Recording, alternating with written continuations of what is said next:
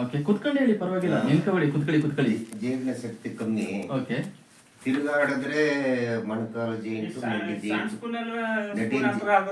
ನಡಿನ giant.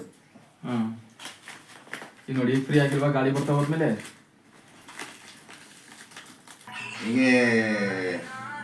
ಈಗ ಸ್ವಲ್ಪ ದೂರ ನಡೀತು ಅಂದ್ರೆ ಈ ಮೀನ್ ಕಂಡ ಕೆಳಗಡೆ ಮೊಣಕಾಲು ಜೈಂಟು ನೋವು ಬಂದ್ಬಿಡುತ್ತೆ. ಆಗ ಅಲ್ಲಿ ಸ್ವಲ್ಪ ಒಂದ್ 2 ನಿಮಿಷ ಕುಂತಿದ್ದು ಇನ್ನೊಂದಷ್ಟು ದೂರ ಹೋಗ್ಬೇಕು.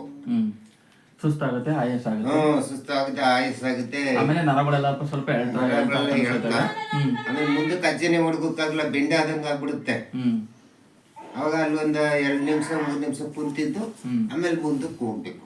ಸರಿ ಯಜಮಾನ್ರೆ, ಯಾಕಂದ್ರೆ ಇಷ್ಟಿನ ಆಸ್ಪತ್ರೆಗಳಿಗೆ ಎಲ್ಲ ತೋರಿದೀರಾ, ಆಸ್ಪತ್ರೆ ಆಗದಿರೋ ಕೆಲಸ ಇದ್ರಲ್ಲಿ ಆಗತ್ತಾ ಅಂತ ನೀವು ನಂಬಿಕೆ ಮಾಡಿ ತಗೊಂಡಿದ್ದೀರಾ, ಸರಿಯಾ? ಇವತ್ತು ನಮ್ದು ಒಂದು LRG9. ಇವತ್ತು LRG9 ಈ ಕಡೆ ಇಡು, ಇದು LRG9. ಯಾಕಂದ್ರೆ ಇವತ್ತು ಎಲ್ಲಾ ಆಸ್ಪತ್ರೆಗೆ ಹೋಗಿದ್ದಾರೆ, ಎಲ್ಲಾ ಕಡೆ ನೋಡಿದ್ದಾರೆ, ಅದು ಆಗ್ದಿರ ಅಂತ ಕೆಲ್ಸಕ್ಕೆ ಇವತ್ತು ಕೊನೆಗೆ ನಿಮ್ದೊಂದು ನೋಡೋಣ ಅಂದ್ಬಿಟ್ಟು ನಮ್ಮ ಐಟಮ್ಗಳನ್ನ ತರ್ಸ್ಕೊಂಡಿದ್ರೆ. ಇವತ್ತು ವರ್ಲ್ಡ್ ವೈಜಲ್ಲಿ ಇವತ್ತು ನಮ್ದೇ ಸಾಲ ಇವತ್ತು 9 ಕಂಟ್ರಿ ಅಂತ ಇದೆ, ಇವತ್ತು 10 ಕಂಟ್ರಿ. ಈ ಡಿಸೆಂಬರ್ ಎಂಡ್ಗೆ ಇನ್ನೂ 20 ಕಂಟ್ರಿಗೆ ಹೋಗ್ತಿದೆ ನಮ್ಮ ಆಫೀಸ್. ಇವತ್ತು ನಮ್ಮ ವೆಸ್ಟೀಜ್, ಇವತ್ತು ನಮ್ಮ ಸ್ಪಿರ್ಲಿನ ಇರ್ಬೋದು, ನೋನಿ ಇರ್ಬೋದು, ಕ್ರಿಲ್ ಆಯಿಲ್ ಇರ್ಬೋದು, ಮತ್ತೆ ಫ್ಲಾಕ್ಸ್ ಆಯಿಲ್. ಯಾಕೆಂದ್ರೆ ಇಷ್ಟು ಪ್ರಾಡಕ್ಟ್ ಇವತ್ತು ನಿಮ್ಮ ಬಾಡಿಗೆ ಅಡಾಪ್ಟ್ ಮಾಡ್ತಿದೀವಿ. ಒಂದು ಸ್ಟ್ರೋಕ್ ಆಗಿರೋ ಅಂಥದಕ್ಕೆ, ಮತ್ತೆ ನರಗಳು ಸ್ವಲ್ಪ ಎಳ್ತಾ ಕನ್ಸ್ಕೊಳ್ಳೋಂಥದಕ್ಕೆ, ಮತ್ತೆ ಸಾಕಷ್ಟು ಪ್ರಾಬ್ಲಮ್ ಇದೆ. ಇದು LRG9 ಏನ್ ಮಾಡ್ತಾ ಬರುತ್ತೆ, ನಿಮ್ಮ ನರಗಳು ಎಲ್ಲಿ ಕಚ್ಕೊಂಡಿರ್ತವೆ, ನರಗಳು ಎಲ್ಲ ಆಕ್ಟಿವ್ ಆಗಿರಲ್ಲ, ಸೆಲ್ಸ್ಗಳು ಎಲ್ಲ ಆಕ್ಟಿವ್ ಆಗಿರಲ್ಲ, ನೀವು ಎಲ್ಲಿ ಮಂಕಿದ್ದೀರಾ, ನಿಮ್ಮ ನರಗಳಲ್ಲಿ ಎಲ್ಲೆಲ್ಲಿ ಮಂಕ್ ಇರುತ್ತೆ ಅದನ್ನ ಆಕ್ಟಿವ್ ಮಾಡ್ತಾ ಬರ್ತಾ ಇರುತ್ತೆ. ಇದು ನೋನಿ ಅಂದ್ರೆ ಇವತ್ತು ಮಿರಾಂಡಾ ಸೆಟ್ರಿಫೋರಿ ಅಂತ ಹೇಳ್ತಾರೆ. ಮಿರಾಂಡಾ ಸೆಟ್ರಿಫೋರಿ ಅಂತಂದ್ರೆ ಇವತ್ತು ಇದನ್ನ ಅನಾಸಿನ್ ಹಣ್ಣು ಬರುತ್ತಲ್ಲ, ಅಂದ್ರೆ ಇದು ಅನಾಸಿನ್ ಹಣ್ಣು ಬರುತ್ತಲ್ವಾ, ಆ ಟೈಪಲ್ಲೇ ಬರೋದು. ಇದನ್ನ ಏನ್ ಮಾಡ್ತಾರೆ, ಹೊರಗಡೆ ಎಲ್ಲ ಇವತ್ತು ನೋನಿ ಜ್ಯೂಸ್ ಅಂತ ಕೊಡ್ತಾರೆ. ಆ ನೋನಿ ಜ್ಯೂಸ್ ಅಲ್ಲಿ ಏನ್ ಮಾಡ್ತಾರೆ, ಬೀಜಗಳೆಲ್ಲ ತೆಗೆದಾಕ್ಬಿಡ್ತಾರೆ. ಆ ಬೀಜಗಳು ತೆಗೆದಾಕ್ಬಿಟ್ಟು ಬರೀ ಜ್ಯೂಸ್ ಅಂತ ಕೊಡ್ತಾರೆ, ಅದಕ್ಕೆ ಕೆಮಿಕಲ್ ಮಿಕ್ಸ್ ಮಾಡ್ತಾರೆ. ಅದೇನು ಕಮ್ಮಿ ರೇಟ್ ಇರಲ್ಲ, ಹೌದಲ್ವಾ? ಯಾಕೆಂದ್ರೆ ಇವತ್ತು 101 ಕಾಯಿಲೆಗೆ ಇವತ್ತು ರಾಮಬಾಣ ಅಂತ ಹೇಳ್ತಾರೆ. ಇವತ್ತು ಮಿರಾಂಡಾ ಸೆಟ್ರಿಫೋರಿ ಏನ್ ಮಾಡಿರೋದು ಇದು ನೋನಿ ಹಣ್ಣು. ಇದು ಬೀಜ ಸಮೇತ ಇರುತ್ತೆ. ಇದನ್ನ ಒಂದ್ ಬೇಕಾದ್ರೆ ಓಪನ್ ಮಾಡ್ಕೊಂಡು ನಾನು ಇಷ್ಟು ಕ್ಯಾಪ್ಷನ್ ಒಂದಪ್ಪ ಬಾಯಿಗೆ ಹಾಕೊಂಡು ತೋರ್ತೀನಿ, ಏನು ಪ್ರಾಬ್ಲಮ್ ಆಗಲ್ಲ. ಇದನ್ನ ಚಾಕ್ಲೇಟ್ ತರ ಹಾಕೊಂಡು ತಿನ್ಬೋದು. ಆಮೇಲೆ ಇದು ನಮ್ಮ ಬಾಡಿಲಿ ಏನ್ ಮಾಡ್ತಾ ಬರುತ್ತೆ, ಸಾಕಷ್ಟು ಪ್ರಾಬ್ಲಮ್ಗಳನ್ನ ಕ್ಲಿಯರ್ ಮಾಡ್ತಾ ಬರುತ್ತೆ. ಕ್ಯಾನ್ಸರ್ ಇರ್ಬೋದು, HIV ಅಂತದ್ದು ಇರ್ಬೋದು, ನಮ್ಮ ನರಗಳಲ್ಲಿ ರಕ್ತಗಳು ಶುದ್ಧಿ ಆಗಿರಲ್ಲ, ಆಮೇಲೆ ನಮ್ಮ ಸೆಲ್ಸ್ಗಳು ಆಕ್ಟಿವ್ ಆಗ್ತಿರಲ್ಲ, ಅದನ್ನ ಇಂಪ್ಲಿಮೆಂಟ್ ಮಾಡ್ಕೊಡ್ತಾ ಬರುತ್ತೆ. ನಮ್ಮ ಕಣ್ಣಿನ ದೃಷ್ಟಿನ ಹೆಚ್ಚು ಮಾಡ್ತಾ ಬರ್ತಾ ಇರುತ್ತೆ. ನಮ್ಮಲ್ಲಿ ಏನ್ ಪ್ರಾಬ್ಲಮ್ ಇದೆ, ನಮ್ಮ ಬಾಡಿಲಿ ಉಷ್ಣಾಂಶ ಕಮ್ಮಿ ಇದ್ರೆ ಉಷ್ಣಾಂಶನ ಹೆವಿ ಮಾಡ್ಕೊಡ್ತಾ ಬರುತ್ತೆ. ಹಾಗೆ ಬಂದು ಸ್ಪಿರ್ಲಿನಾ, ಮತ್ತು ಸ್ಪಿರ್ಲಿನಾ ಅಂದ್ರೆ ಪಾಚಿ ಎಲ್ಲಾ ಕಡೆ ಸಿಗುತ್ತೆ. ಅಂದ್ರೆ ಪಾಚಿಲಿ ನಾನಾ ತರ ಇದೆ. ಇದು ಸಮುದ್ರದ ಆಳದಲ್ಲಿ ಸೂರ್ಯನ ಕಿರಣ ಎಲ್ಲಿ ಬೀಳತ್ತೆ ಅಂತ ಜಾಗದಲ್ಲಿ ಇದು ಸುರುಳಿ ಆಕಾರದಲ್ಲಿ ಬೆಳ್ಕೊಂಡು ಹೋಗುತ್ತೆ.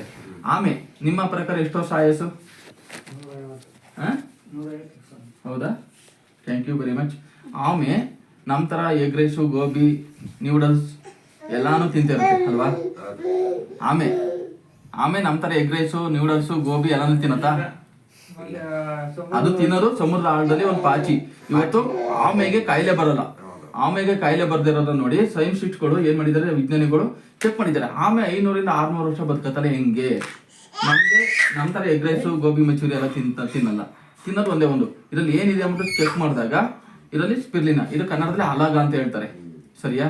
ಅಲಾಗ ಅನ್ನೋದು ಇವತ್ತು ಇದೇನೇನು ಕೆಲಸ ಮಾಡುತ್ತೆ ನಮ್ಮ ಬಾಡಿಗೆ, ನಮ್ಮ ಕೂದಲು ಉದ್ರುಕ್ಕೆ ಮತ್ತೆ ಕಲರ್ ಚೇಂಜ್ ಆಗೋಂಥದ್ದು ಎಲ್ಲಾನು ಇದು ಕಣ್ಣು ದೃಷ್ಟಿ, ನಮ್ಮ ಮೈಂಡ್ನ ಫ್ರೆಶ್ ಮಾಡೋವಂಥದ್ದು, ಆಮೇಲೆ ನಮ್ಮ ಗಂಟ್ಲಿನ ಶ್ವಾಸಕೋಶ ಮತ್ತೆ ಶ್ವಾಸಕೋಶ ಹೊಟ್ಟೆನ ಕ್ಲಿಯರ್ ಮಾಡೋವಂಥದ್ದು, ನಮ್ಮ ಕಿಡ್ನಿನ ಕರೆಕ್ಟಾಗಿ ಇದಾಗ್ತಿಲ್ಲ ಅಂದ್ರೆ ಅದನ್ನ ಫಿಲ್ಟರ್ ಮಾಡೋದಕ್ಕೆ, ನರಗಳಲ್ಲಿ ಏನಾದ್ರು ರಕ್ತದ ಅಂಶ ಕಮ್ಮಿ ಇದ್ರೆ ರಕ್ತನ ಹೆಚ್ಚು ಮಾಡೋದಕ್ಕೆ, ನಮ್ಮ ಟೋಟಲ್ ನಮ್ಮ ಕೂದಲಿನ ಹಿಡಿದು ಉಗುರು ತುದಿ ಗಂಟನು ಕೆಲಸ ಮಾಡ್ತಾ ಬರುತ್ತೆ.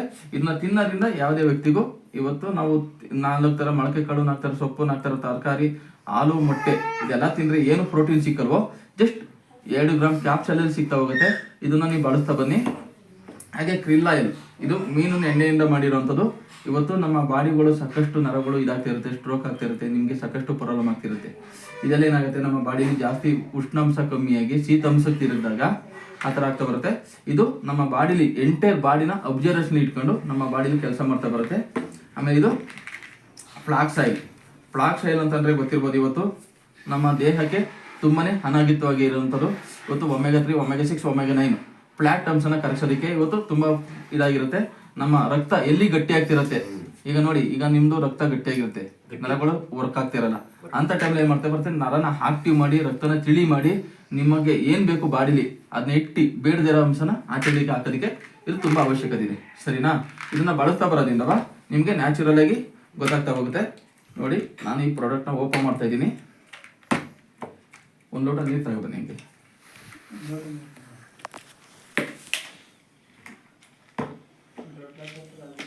ಇದರೊಳಗೆ ಒಂದು ಪ್ಲಾಸ್ಟಿಕ್ ಅಂಶ ಇದಿರುತ್ತೆ ವೈಟ್ ಬಟ್ಟೆಲಿ, ಅದನ್ನ ತೆಗ್ದಾಕ್ಬಾರ್ದು. ಅದು ತೆಗ್ದಾಕ್ಬಿಟ್ಟು ಏನಾಗುತ್ತೆ ಅಂದ್ರೆ ಗಾಳಿ ತಗತ್ತೆ ಅಂತಂದ್ರೆ ಕಲ್ಲಾಗ್ಬಿಡ್ತವೆ.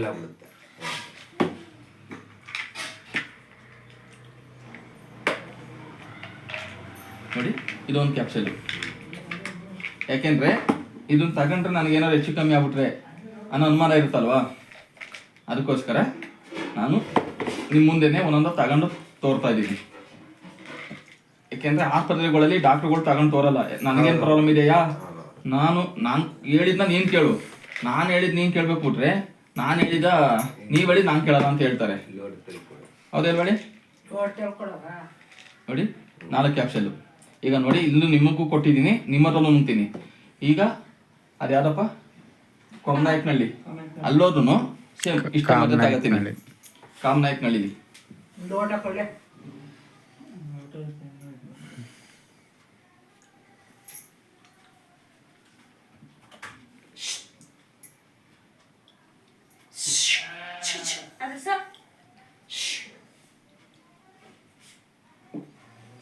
ನೋಡಿ ತಗೊಂಡು ತೋರಿದ್ದೀನಿ. ಸಾಕು, ನಿಲ್ಸು.